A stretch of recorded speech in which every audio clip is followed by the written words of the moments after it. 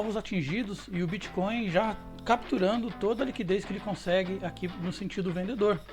Eu, nas análises anteriores, tinha mostrado para vocês que ainda existe uma zona de liquidez a capturar que está vindo desde aqui de trás, tá? Onde a gente tem esse order block que ainda não foi mitigado. Então, pessoal, quais são as probabilidades do Bitcoin estar vindo buscar essa zona de liquidez aqui na faixa dos 26 mil até os 26.200 mais ou menos, antes dele fazer a pernada de alta que a gente tanto espera para romper os 28 mil? Primeiro de tudo, pessoal, eu vou usar essa ferramenta que é o perfil de volume ancorado. Ele está disponível de graça no TradingView. E ele vai me traçar o perfil de volume de todo esse range que está aqui visível na tela. Certo, pessoal? A gente vê o seguinte, o POC dele está na faixa de 27.950 lá pelos 28. Quer dizer, a gente tem uma super resistência aqui antes de romper os 28. Temos outra resistência muito forte pelo perfil de volume aqui nos 27.500. E a gente vê que esse bouncing que a gente deu agora na faixa dos 26.500, ele criou uma nova linha de suporte e resistência por volume, exatamente na faixa dos 26.570 mais ou menos. E por último a gente tem aqui uma zona também de suporte e resistência por volume na faixa dos 26.260, que é um pouco antes da nossa zona de liquidez. Então, como vocês podem ver, a gente tem dois suportes imediatos para baixo e três resistências imediatas para cima, três fortes resistências. Podemos ver também como as médias estão se cruzando, as médias lentas estão ficando para cima das médias rápidas, as rápidas estão perdendo força, tá? Isso é uma indicação de tendência de longo prazo, o gráfico de 1 hora que a gente está lendo, uma tendência de baixa. Para confirmar essa tendência de baixa também no curto prazo, a gente tem essa linha amarela, que é a EMA 8, que é a linha mais rápida, a média mais rápida do meu setup. Ela está navegando embaixo da SMA 21, que é a média da minha Bollinger Band. Sempre que nós temos médias rápidas embaixo de médias mais longas, a gente tem uma tendência de baixa. E vocês podem ver como a EMA 8 ele tenta se aproximar da SMA 21 e é rejeitada sempre. Aqui ele tentou um cruzamento, mas já voltou para baixo nessas últimas horas com essa pernadinha de baixa que ele está dando. Com isso a gente pode perceber que a tendência de baixa está realmente muito mais forte que a de alta. Esse mini rompimento da EMA 8 a gente consegue ler aqui no estocástico. O estocástico também fez um bouncing prematuro, mas também foi rejeitado antes de chegar na zona de sobrecompra. E com isso a gente vê uma queda do estocástico praticamente na vertical, também indicando uma forte tendência de baixa. Então, pessoal, nosso suporte ele está aqui na faixa dos 26.600, que é onde está a linha de baixo da Bollinger Band, até os 26.500 mais ou menos, que é a mínima que ele atingiu nessa pernada de baixa. Rompendo essa linha para baixo, pessoal, muito provavelmente ele vai ignorar essa zona de suporte, VPVR, que está muito próximo dessa zona de liquidez, para vir capturar essa liquidez antes de buscar uma reação. E agora, o que o Bitcoin está fazendo depois de ter atingido o alvo do Cup and Handle que a gente mapeou nesses últimos 2 dias? Aqui, pessoal, para quem não conhece, eu vou traçar uma ferramenta muito útil chamada canal de Fibonacci. O canal de Fibonacci é uma ferramenta que mostra pra gente um canal, porém ele quebra esse canal nas proporções de projeção de Fibonacci.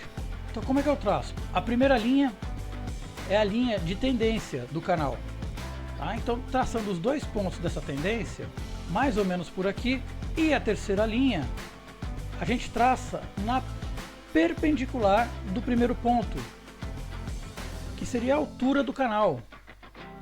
Então vamos escolher a altura do canal aqui nesse ponto de mínima, é só um toque. Porém, o canal de Fibonacci tem essa particularidade, a gente traça ele nos toques máximos e mínimos, não somente nas médias. E com isso a gente consegue ler todos os toques que ele faz intermediários dentro desse canal. Então, pessoal, feito o ajuste fino aqui do canal, a gente tem 3 toques exatos na linha de cima e um toque exato na linha de baixo.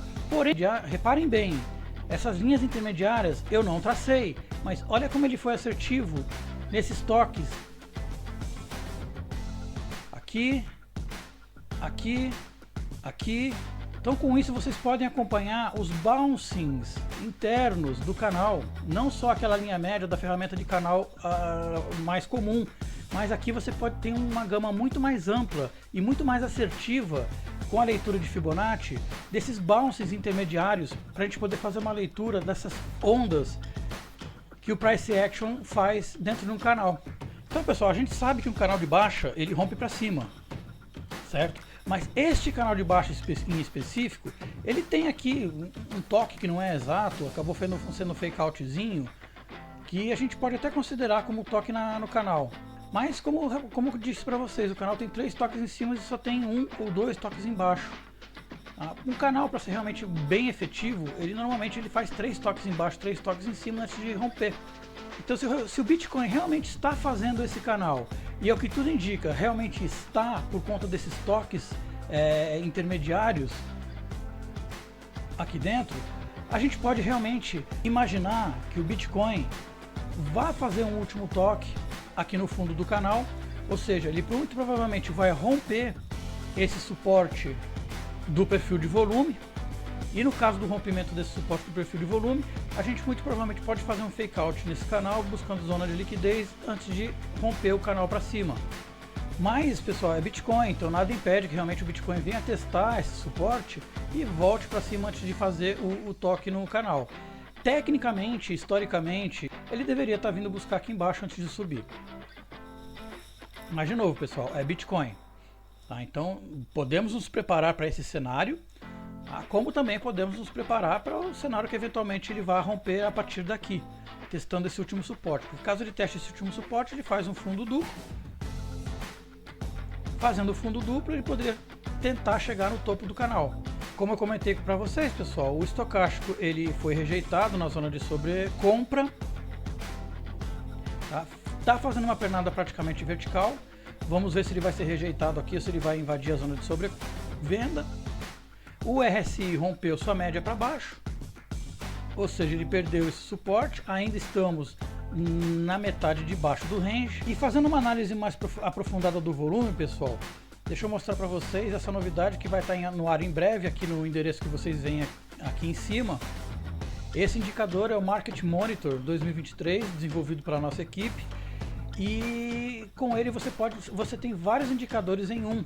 Muito útil agora que o TradingView cortou o indicador das contas free e só permitem 2 indicadores por tela. Então aqui eu posso desligar o RSI e ligar, por exemplo, o Williams AD, que é um indicador muito bom de volume. E como vocês podem ver, ele simplesmente desliga um, liga o outro, assim como a gente pode fazer com o MACD, certo? E assim como a gente pode fazer com o Money Flow. E aqui, como vocês podem ver, o nosso Money Flow inclusive é zoneado. E tem uma média aqui do Money Flow para vocês poderem monitorar. Olha só realmente o Money Flow como ele já passou para a zona verde, ou seja, está com fluxo positivo, e como essa média já está para romper a linha do zero. Então muito provavelmente a gente possa ter aqui em breve uma nova pernada de acumulação. Fora isso, pessoal, se a gente desligar um desses 4 indicadores de visualização exclusiva por conta das suas escalas, a gente vai ver um monitor muito mais completo, onde eu tenho o estocástico, tenho o ADX, que é essa linha, tenho as ondas de momento, que são essas ondas aqui. Ele é zoneado, e temos o Money Flow também nessa linha. Então temos uma leitura completa, um monitor completo de osciladores do mercado. Voltando aqui para o indicador Williams AD, a gente vê que o Bitcoin nesse tempo gráfico está com uma pernada de distribuição forte. Tá? Essa média, essa linha vermelha, ela está em queda, e a gente vê que a linha do indicador ela não consegue ultrapassar a sua média. Tá? Esse indicador é ótimo para fazer leituras de rompimentos e retestes.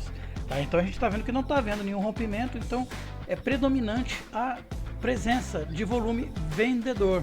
E pelo indicador eu estou vendo aqui uma mínima, que muito próxima, inclusive a gente está testando essa linha mínima nesse exato momento.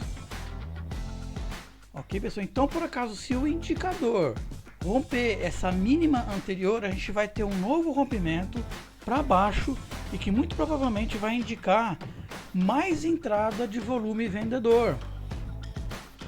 Esses rompimentos nesse indicador são muito pertinentes, certo, pessoal? Então vamos ficar de olho nisso, tá? Provavelmente, caso, olhando aqui pelo Price Action, o preço rompa a linha 0786 do canal de Fibo, a gente pode também estar rompendo essa mínima de volume vendedor aqui, entrando mais volume vendedor. É um outro indício de que realmente a gente pode estar vindo buscar essa zona de liquidez embaixo. Então, portanto, pessoal, tomem cuidado, porque depois que ele vier buscar essa zona de liquidez embaixo, o caminho fica livre para o Bitcoin poder fazer sua pernada de recuperação. Porque inclusive aqui em cima essas faixas vermelhas indicam zonas de liquidez, mas aqui na parte de cima são zonas de liquidez bearish, mas porém a gente poderia estar vendo uma pernada aqui para cima para capturar essa liquidez, para depois o Bitcoin se decidir se ele realmente continua para cima, se ele definitivamente rompe os 28 ou se ele volta para baixo. Ok, pessoal? Mais uma vez então, eu espero que nossos estudos estejam sendo muito bem aproveitados. Espero que vocês estejam gostando do conteúdo. E caso estejam gostando realmente do conteúdo, por favor, deixem o seu like para a gente poder continuar criando novos conteúdos de qualidade para vocês poderem aproveitar nos seus estudos. Então tenham todos um bom dia, boa tarde, boa noite. Aí tudo depende da hora que vocês se dedicam a transformar sua merrequinha num merrecão.